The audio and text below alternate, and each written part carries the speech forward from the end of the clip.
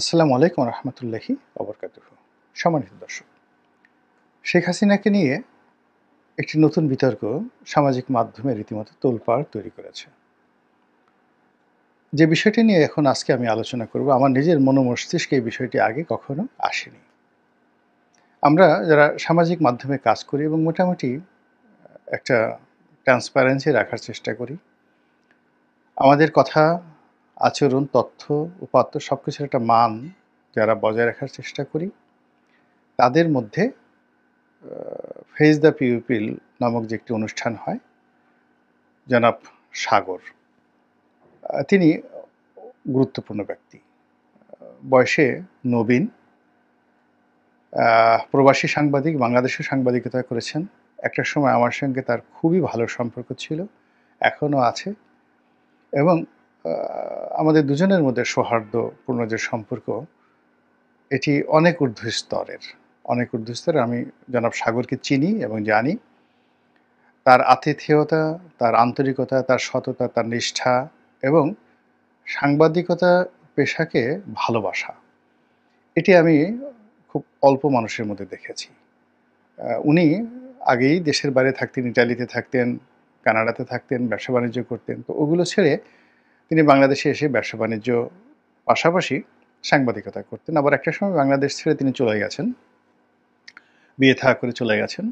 চলে যাওয়ার পর তিনি সেখানে গিয়ে তার ব্যবসা বাণিজ্যের পাশাপাশি আবার এই যে সাংবাদিকতা, এটি শুরু করেছেন। এবং তার যে অনুষ্ঠানটি ফেস দ্য পিপল, একটা অনলাইন ভিত্তিক যেগুলো অনুষ্ঠান যারা করেন বা যে অনুষ্ঠানগুলো অনলাইনে খুবই জনপ্রিয় টক শো, তার মধ্যে তার সেই অনুষ্ঠানটি খালেদ মহিউদ্দিনের পর্যায়ের অথবা ক্ষেত্র বিশেষে কোনো কোনো ক্ষেত্রে অনুষ্ঠানের যে ভ্যারাইটি, এটি খালেদ মহিউদ্দিন এখন যেটা ঠিকানায় করেন তা সেটা নয়। তিনি যখন ডিডব্লিউতে ছিলেন, ডয়েজ ভ্যালিতে ছিলেন, তখনও তিনি যেভাবে গুরুত্ব পেতেন তার চাইতে সাগর সাহেবের যে অনুষ্ঠান, সেই অনুষ্ঠানের গুরুত্ব আমাদেরই বাংলাদেশের পাঠকদের কাছে কোনো অংশে কম নয়।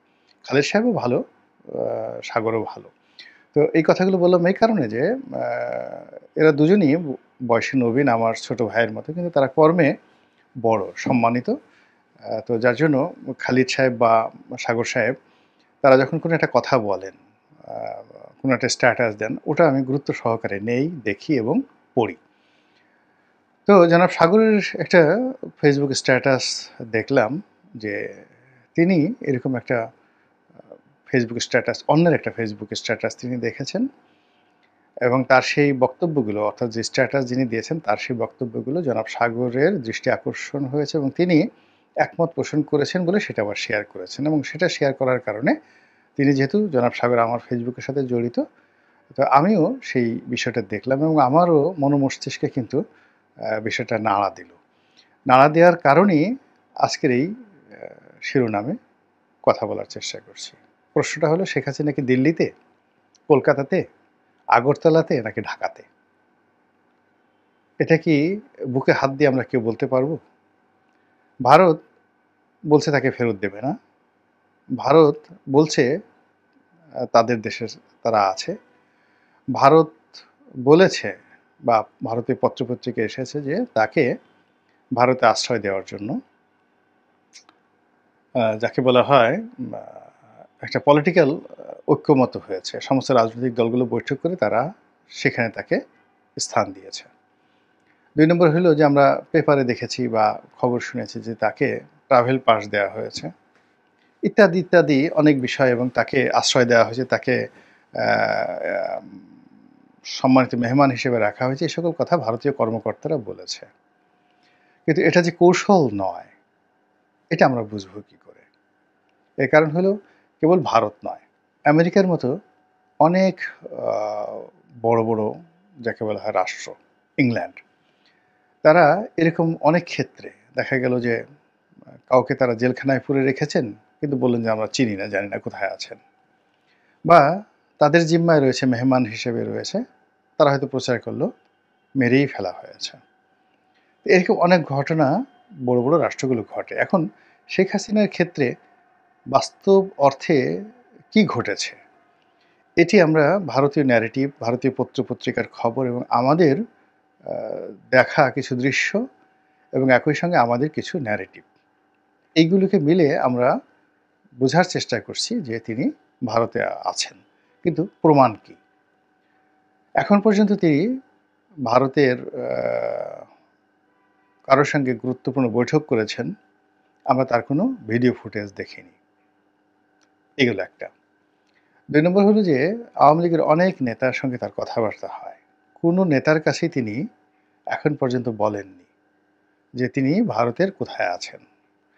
এবং তার সঙ্গে ভারতের যে সকল নেতা রয়েছেন আওয়ামী লীগের, সাংবাদিক রয়েছেন এবং তার অনেক ব্যক্তিগত বন্ধু রয়েছেন কলকাতাতে এবং দিল্লিতে। শেখ হাসিনা যেহেতু ৭৫ ১৫ আগস্টের পরে দীর্ঘদিন দিল্লিতে ছিলেন, ফলে ওখানকার রাজনৈতিক অঙ্গন, সাংবাদিক অঙ্গন, এমনকি চলচ্চিত্রের অঙ্গনে তার ব্যক্তিগত বন্ধু রয়েছে। তসলিমা নাসরিন যেভাবে ভারতে আছেন, তার যেমন বন্ধু-বান্ধব রয়েছে, কাজেই তিনি ইচ্ছে করলে গোপন থাকতে পারবেন না। কোথায় আছেন, কী অবস্থায় আছেন আমরা জেনে যেতে পারি। কিন্তু শেখ হাসিনা ভারতের কোথায় আছেন, সেটি তার যারা ভারতীয় বন্ধু রয়েছেন তারা একবার হলেও জানবেন। জয় জানতেন, পুতুল জানতেন। পুতুল তো যাকে বলা হয় দিল্লিতে আছেন। এখন পুতুলের সঙ্গে তো তার কোনো ছবি আমরা এখন পর্যন্ত গত ৭ মাসে দেখিনি। পুতুলের সঙ্গে তার সাক্ষাৎ হয়েছে, এরকম কোনো দৃশ্য আমরা দেখিনি। জয় ভারতে এসেছেন, তার মায়ের সঙ্গে দেখা করেছেন, এরকম দৃশ্য আমরা দেখিনি। জয়শঙ্করের সঙ্গে, নরেন্দ্র মোদীর সঙ্গে বা অন্য কোনো রাজনৈতিক নেতার সঙ্গে শেখ হাসিনার দিল্লিতে দেখা হয়েছে, আগরতলাতে দেখা হয়েছে কোনো নেতার, বা মমতা ব্যানার্জির সঙ্গে শেখ হাসিনার কথা হয়েছে। খুবই ঘনিষ্ঠ সম্পর্ক তাদের, মমতা ব্যানার্জির সঙ্গে তুমি সম্পর্ক।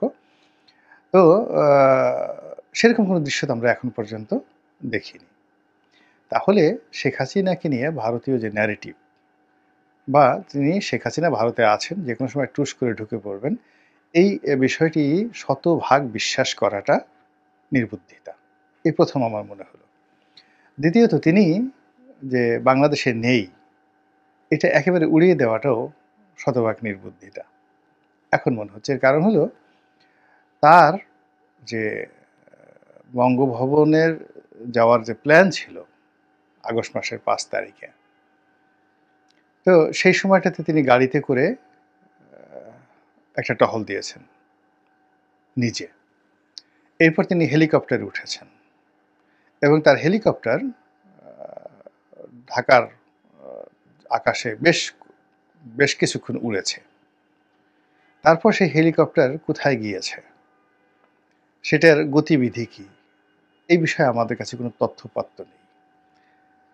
প্রথম দিকে কিছু কিছু গুগল ম্যাপে দেখানোর চেষ্টা করা হচ্ছিল যে তার হেলিকপ্টারটি এত তারিখে সেই দমদম এয়ারপোর্টে গিয়েছে কলকাতাতে, তারপর সেখান থেকে কিভাবে দিল্লিতে গিয়েছে ওই গুগল ম্যাপ থেকে অনেকে দেখার চেষ্টা করেছে। পরবর্তীতে দেখা গেল সেগুলো সবই ভুয়া।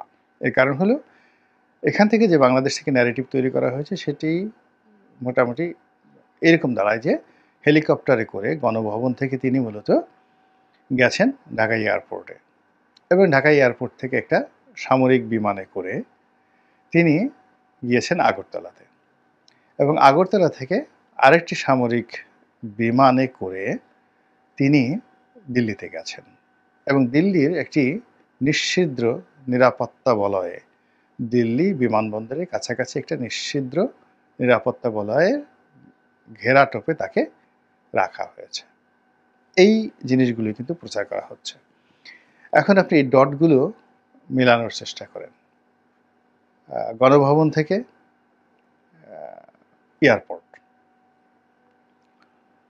তো গণভবন থেকে এয়ারপোর্ট তিনি গেলেন, এবং এখানে একটা বিষয় আছে যে আপনারা যারা জানেন তারা খুব ভালো করেই জানেন যে গণভবন থেকে তার সরাসরি এয়ারপোর্টে গিয়ে ল্যান্ডিং করার ক্ষেত্রে সিভিল এভিয়েশন থেকে শুরু করে সব জায়গাতে একটা রেকর্ড থাকার কথা এবং থাকবে, এবং সেখান থেকে তিনি যে সামরিক বিমান করে যাবেন সেই সামরিক বিমান আবার যাকে বলা হয় যদি আগরতলাতে যায় তাহলে একটা নর্মাল বিমান যাওয়া কোনো একটা দেশে সেটার এক ধরনের রেকর্ড, আর সামরিক বিমান যখন যাবে মিলিটারি প্লেন সেটার জন্য কিন্তু আলাদা একটা ফর্মালিটিসের দরকার আছে। এর ব্ল্যাক অ্যান্ড হোয়াইট ডকুমেন্ট ভারতের কাছেও আছে, বাংলাদেশের কাছেও আছে, যদি এরকম কিছু হয়ে থাকে। আবার বলা হচ্ছে যে যেই মুহূর্তে সেই সামরিক বিমানটি ভারতের আকাশে প্রবেশ করেছে, অমনি ভারতের অত্যাধুনিক জঙ্গি বিমান দ্বারা সেটিকে প্রোটেকশন দিয়ে তাকে আগরতলাতে নেওয়া হয়েছে। মানে পুরো জিনিসটির মধ্যে একটা জেমস বন্ড প্রকৃতির যাকে বলা হয় ভাইব তৈরি করা হয়েছে। ফলে আমরা অনেকেই সেই ভাইবের সাথে এতদিন ধরে বগল বাজাচ্ছি।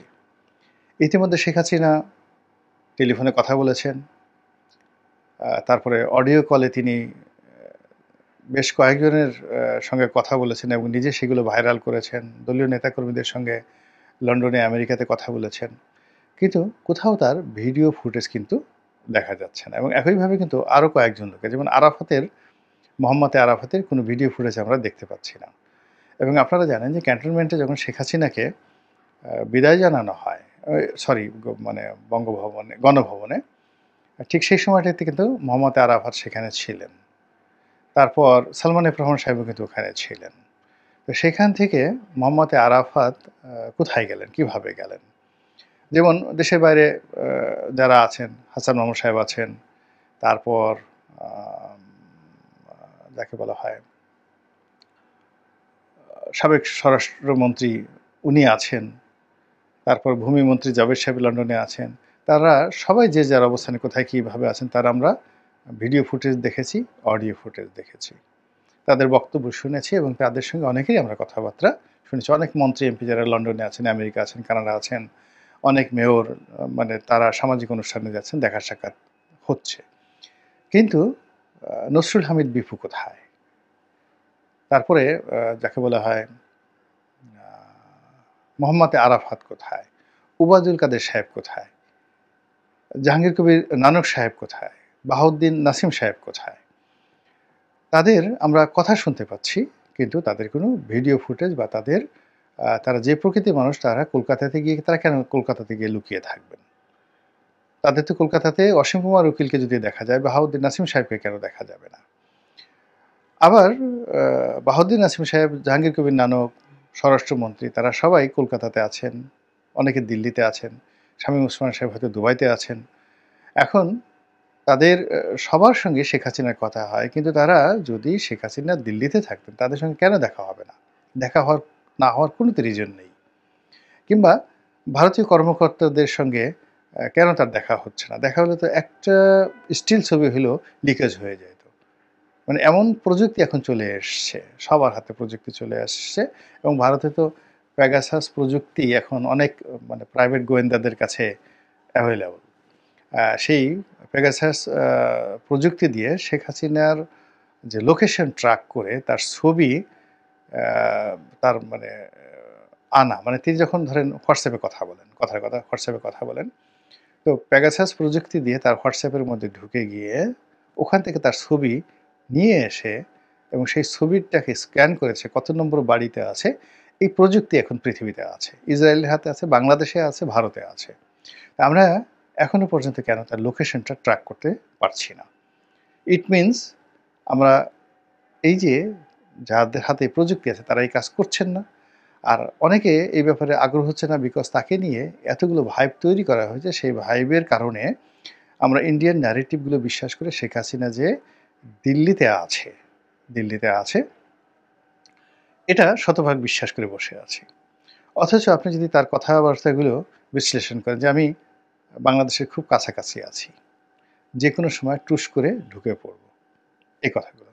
আবার তিনি বলছেন আমি যেখানে আছি সেখানে নেটওয়ার্ক ঠিকমতো কাজ করছে না, ইত্যাদি অনেক কথা।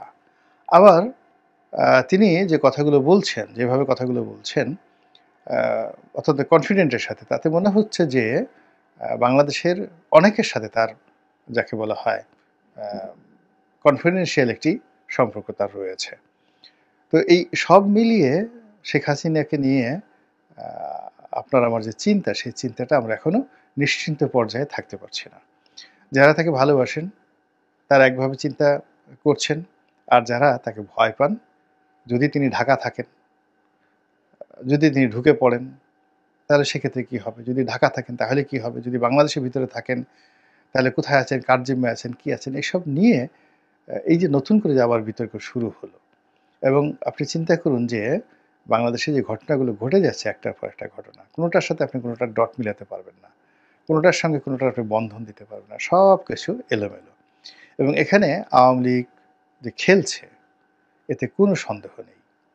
এবং সেই খেলায় সরকার, জনগণ, তারপর শেষে প্রশাসন থেকে শুরু করে সবাই যে দৌড়াচ্ছে, তাতেও কোনো সন্দেহ নাই।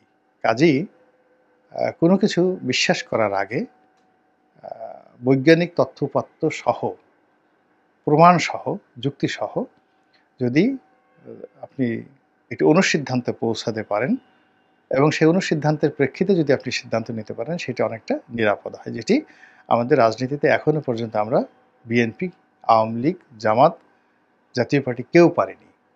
আমরা শেখ হাসিনাকে কেবলই মাত্র পালিয়ে গেছে ধরে নিয়ে আসবো, তারপরে তাকে ফাঁসিতে লটকাবো, ইত্যাদি ইত্যাদি বলে মনের ঝাল মিটাচ্ছে। কিন্তু যদি তিনি ঢাকা থেকে থাকেন, তিনি আমাদের এই নির্বুদ্ধতা দেখে কিভাবে হাসছেন, এই কথা মনে করলে আমার অন্তরাত্মা কেঁপে ওঠে। আল্লাহ আমাদের সবাইকে হেদায়েত দান করুন এবং হেফাজত করুন। আসসালামু আলাইকুম ওয়া রাহমাতুল্লাহি ওয়া বারাকাতুহু।